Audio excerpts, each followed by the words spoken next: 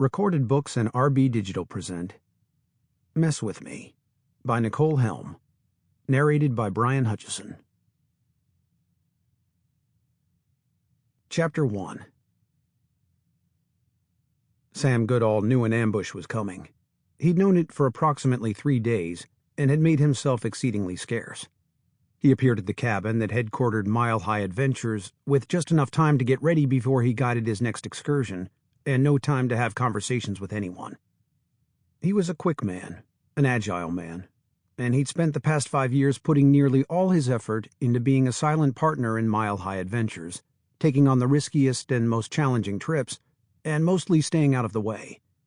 He could disappear easily and quickly, and hoped his streak would continue until whatever was being planned for him fizzled out. 5 years ago, his best friends, Brandon and Will Evans, had lured him from a fishing boat in Alaska back to his home state, and their once shared dream of this outdoor adventure company. But they hadn't lured him back to the land of normal. That land had been demolished a long time ago. "Sam?" Sam winced at the feminine lilt of Lily Preston's voice. He liked Lily well enough, despite her ever-present grunt jar and chatter and questions, but this would be none of those things. This was only the beginning of the ambush. "On my way out," he grumbled, barely pausing in his quick retreat out the back. His Jeep was parked in the front, and all he needed to do was turn the corner and disappear, and he'd be safe for another day. "I'm really not feeling up to chasing after you, Sam."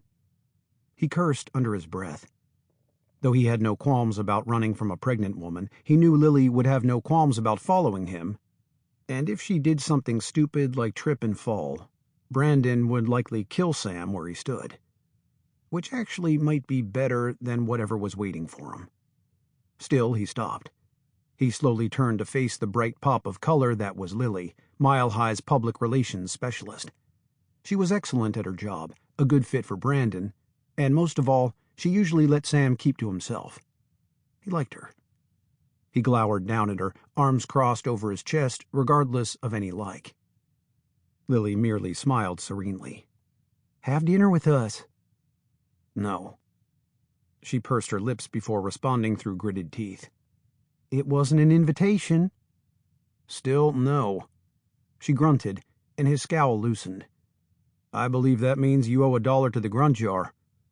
Her hands curled into fists, her quicksilver blue eyes flashing with temper. "Sam Goodall, you are the most frustrating part of this business, and this business includes Skeet of all people." "Thank you," he replied earnestly. "You don't even know who I wanted you to come to dinner with or why." "Brandon and Will, so you three can ambush me with whatever you've been whispering and plotting all week." Her mouth dropped open, and she blinked. "For someone who's never here, you're remarkably astute." "Goodbye, Lily. I'll see you tomorrow." Or he'd avoid her tomorrow. Time would tell. "Sam," she exhaled loudly as he began to walk away. "We need your help."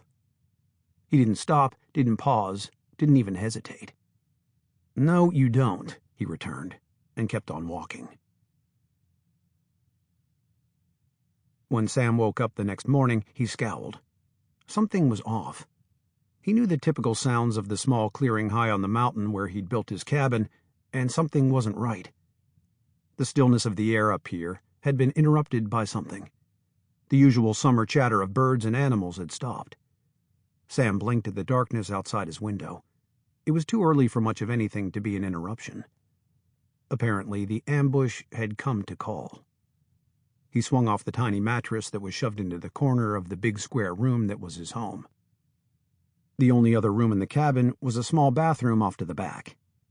He didn't live primarily off the grid for any moral reasons, any grand desire to save the environment or live some authentic, simple life that would bring him closer to spiritual enlightenment. He did it because it felt necessary, and because it kept people away, and probably for a few other reasons he refused to spend any time considering. Pulling on a t-shirt, Sam grumbled to himself.